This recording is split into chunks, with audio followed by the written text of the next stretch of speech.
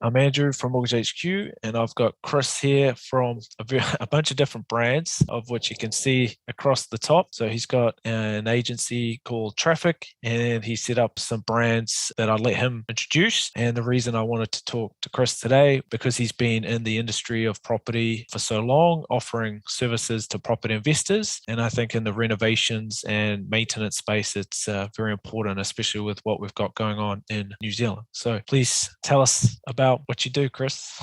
Okay, thanks, Andrew. Okay, well, I've actually been in the building industry for quite a while. I was with Fletcher Building. I was head of marketing for the group for some time before I went out and set up, as you mentioned, the company Traffic. And Traffic was a strategic marketing company, marketing and business development. And we specialized in the building industry. And I guess we could see across all the commercial divisions, the new home building divisions, the renovation divisions, and all the things that are going on and what drives those different markets. And we just saw that the renovation segment was a sort of forgotten segment. It's forgotten because it's really fragmented. In fact, in the States, Harvard's been looking at it for quite a while, and they assess it as the most fragmented segment in the entire American economy. That does very well. Doesn't perform well for homeowners. There's a lot of research that shows that something like 40% of renovations end in a dispute. And so it's not working well for homeowners. It's not really working very well for the industry either, because it's so disorganized. It's very hard for anyone to make any money out of it. And so we thought, well, hang on, it's huge. It's not working very well. Maybe there's an opportunity to create some consolidation. Yeah, I suppose I saw that in a similar way with the mortgage space. Relatively universal, it's everywhere. And especially with renovations, it's easy for the expert to hide the information from the buyer in terms of costs or time. So you're really relying on trust. Yeah. And with contractors, I guess the average perception is of low trust. So any brand that you can bring in, like what you guys have done, it's in an effort to increase that level of trust, I guess, offer something more premium. Well, that's correct. I think there's a good reason why there's not much trust in the renovation segment, and that is because things often go wrong. And the underlying thing that causes that is lack of planning. So, if you're going to do a large commercial project, you'll do months of planning. You'll do costing, you'll do designs, you'll do scheduling, you'll do a whole load of things before you actually start building. But in the renovation segment, people tend to just jump straight in and then make decisions on the fly. And that's an incredibly expensive way of doing it. Sorry, I got a bit of frog in my throat. Yeah, I think that's going around. Everybody in Auckland's either had it or having it or going to have it. Well, right now you're recording it on me. So yeah, all three brands that we've got, Refresh, which does residential renovations, Zones does residential landscaping, and Encore does residential maintenance. They're all based around the idea that you've got a brand you can trust, as you say. And you can trust them because they've got processes and systems to do things. Yeah, and there's a head office to hold account and to go after if anything goes wrong. I suspect that's a big draw card to people that choose to work with your companies, is you're not chasing a contractor. If something goes wrong, you can chase their boss. That's right. And that's a big thing, because the building industry is notorious for the builders just going bust. We get away from debts and then starting up again the next week. We do that because we've got a long-term brand we're building. Even with the laws around Phoenix companies, I think it's still happening quite a bit, and it is hard to stop. Yeah. And as I say, that's true right around the world, and hence this global map, because we're doing it around the world. Yeah. So what you guys are offering is franchise opportunities for people that want to run these individual businesses in their area themselves, and you guys centralize, I'm guessing, the marketing, head office, sourcing of products, maybe. What's the core draw for somebody that wants to pick up a franchise? Yeah, well, it's really someone who likes property, interested in that marketing, but they're not a builder. So that's probably one of the surprising things people find about us. So when we first started, we thought, well, to get into a renovation market, you need to be a builder, and then we'll teach you how to be a manager. Because when you look at what goes wrong with most of these businesses, it's the management side that goes wrong. Cash flow gets out of control, all sorts of things. That didn't really work because the builders we brought on board never really wanted to be managers. Yeah. And that's why they weren't. And so we realized actually the thing to do is to bring on people who know how to manage businesses, who've got good leadership, good communication, good sales skill, and then they hire builders in their business. Yeah. The people who come on board are people who want to build a team, build a business in an area that they're interested, which is property. And then they hire builders, and the builders do the building side of the business, and the owners run the businesses. That's much better for everyone, I'm sure. Yeah, no, that works really well. So what are you guys seeing in New Zealand at the moment? There's healthy homes, rule changes, there's zoning changes, the rental market, there's this big question mark about whether there's enough rental properties or not. Why don't you share some insights about what people are spending money on, what they're stuck on, what trends are you guys seeing? Well, the renovations, one of the reasons we like it is it never slows down. So the new home market is very driven by the economic conditions. So when the economic conditions are strong, it grows faster. But as soon as the economic conditions turn down, it crashes faster. So that's why you get that idea of the boom bust. And that's what happens in new homes. That's what happens in commercial construction. But renovations doesn't behave like that at all. Renovations just carries on. The underlying trend is about a 2% increase year on year, always has been for the last 50 years. And even in these huge economic shocks, it doesn't slow up. So in the GFC, the new home market, commercial markets, they crashed about 50% everywhere in the world. Absolute disaster. The renovation market dipped about 5%. So even in the GFC, the needle barely moved. And when COVID came around, we thought, wow, I wonder if it's going to do the same. And actually, there was an uptick in COVID. Everyone's stuck at home looking at their ceilings and, wishing they had nicer bathrooms and kitchens. Yeah. So they went ahead. So demand picked up. So the demand never really changes because it's not driven by the short-term economic cycle. It's driven by really long-term trends like increasing housing density, rising land prices. Banks are always willing to lend because they've got an asset to secure the loan against. So it never really moves. It just has this general upward drift. The only thing we've had as an issue has been the supply chain issues. Yeah. The demand has carried on, but it's slowed down the projects. And so they're still in the pipeline, they're still going, but they're harder to complete. So that's been the only issue we've had. And even though you can plan around that, and you can do like partial drawdowns of funds, but the thing is, if people need to borrow money for a longer period of time, then it increases the cost for the homeowner, really, doesn't it? And it's always going to get passed on either to the renter or the owner. Yeah. We're probably slightly less affected because our model is to do design and build. So we do, all the design and the costing and the scheduling, and that can take 7 or 8 months, for a larger project. Mm-hmm. But all that time to place forward orders and organize purchasing. So we're probably less affected, but it has affected us. Yeah.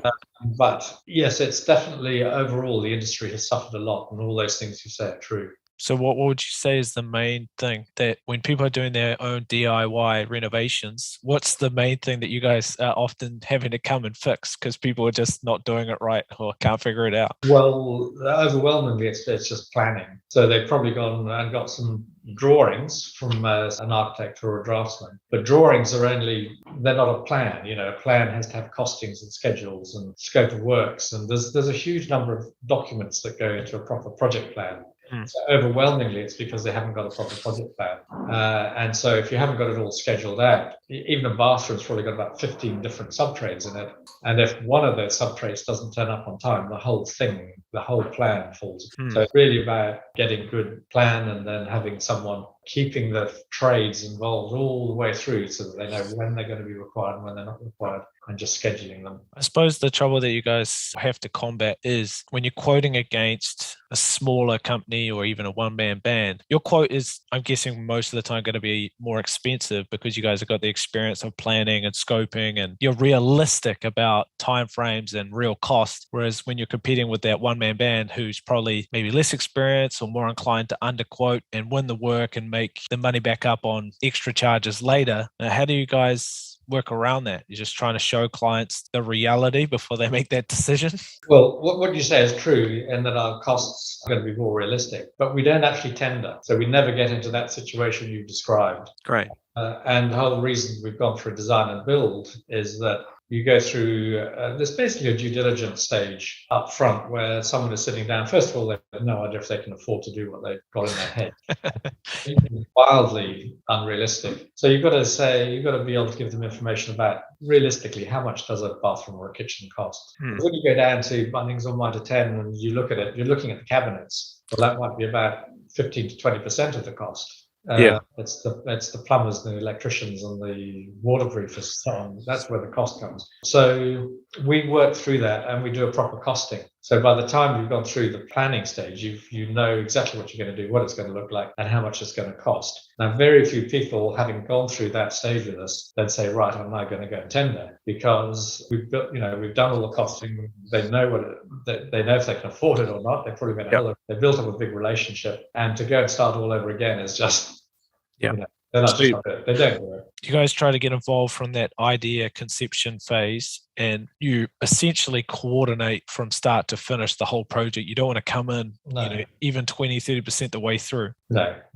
Realistically, people should be putting about 10 to 15% of their project cost into the planning stage. Yeah, that makes sense to me. Sharpen the axe, right? And if there's so many projects that end in failure or unhappiness, what you're trying to do is significantly increase your chances of success by using a centralized partner like you guys, who has experience, connections, and incentive to get the job done from start to finish. Then that's right. So one of the questions I had from Blandon, I just asked him, as I said, what do you want to know? And he says, if our investors, our clients, if they want renovations proposals on properties they're doing due diligence on, is that a service that you guys provide? Not really, because we do, but we charge for it. Yeah. So tell us.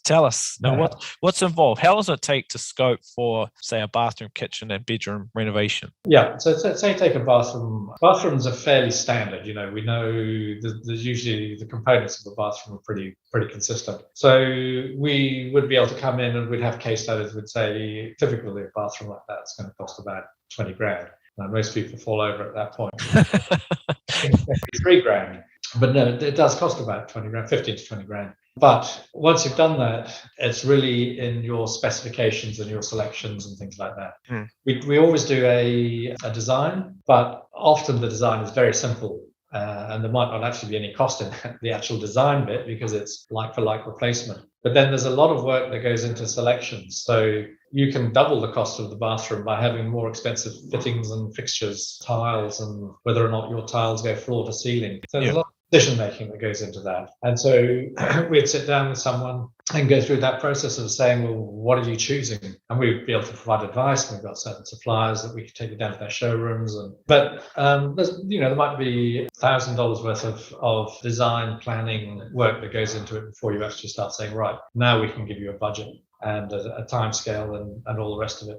That might actually range from 1,000 to 5,000, depending on how big the bathroom is. Yeah. Sometimes it's a little bit less than that, but it's, there's a fee for all those thousands of decisions you have to make and selections, because if you don't get it right, you end up with, fixtures that don't work with your water pressure, or, you buy toilets that don't fit with your sewage system, or, there's 1,000 things you can get wrong that are very expensive to get right. And so if you get your planning right in the first place, you say sharpen the axe, you can make good decisions. And then you've got a schedule that you can stick to and a price you can stick to. Yeah. No, I think it's actually a pretty good offer for property investors to consider, is that when you've got a property under contract, and there will be certainly a lot more of due diligence given the market the way it is now, you'll have longer for due diligence. So they'll be able to bring in professionals, and instead of getting your mate from school that's a plumber, to come and give us 2 cents, is to get a professional company to give a formal quote, and that's going to support your finance applications. Absolutely. Banks love it because there's a proper process and there's a proper schedule and all broken out so you can see what it is. Yeah. I'm going through the process right now. I've got a property I was going to develop. It's consented for 3 or 4 bedroom properties in Sandringham, and I bought the property a year ago. Was going to get it consented and then start the development development, but now probably it's going to sit tenanted for a couple of years whilst we figure everything out. So it doesn't meet healthy home standards. It's a bit of a tired old place, 7-bedroom. So now I'm getting quotes through property manager for getting everything fixed up. And talking 40, 50 grand worth of stuff, and I'm going through things line by line, and I wish I could double click on a lot of these things because it's unknown things, blinds and cleaning and all sorts of things, $1,000, $5,000, $2,000. I'm a business guy. I don't know anything about this sort of thing. So, well, the reason we've got Encore, which is one of those brands behind me, is Encore is not a design and build company. It's a maintenance and installation company. So in what you've described, it's probably more Encore than Refresh. Yeah. And Encore, probably 25% of its turnover is healthy homes. So someone would just come out and they would do an assessment. Yes, no, yes, no, yes, no, yes, no, yes, no. You need one of these, one of those, 5 of those, clean that, change that. And then they can do it for you. So, we've got relationships with all the main suppliers and group rates to do it. So Encore would be perfect for that situation you just described. They'd come in, do a checklist, give you a review and tell you how much it would be to fix it. Yeah. And what it's all about is just getting the finance.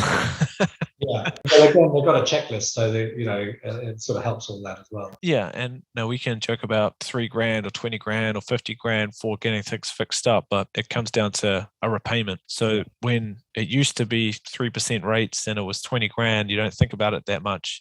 Yeah. But when it's $20,000 and it's 6% rates, then you're starting to think a little bit more about it because of the impact on your yield. So how do people learn more about renovations, about property maintenance, about landscaping? Like if they want to learn more themselves, other than following some of the brands that you guys have got, what good places to learn more? Maybe subscriptions or blogs.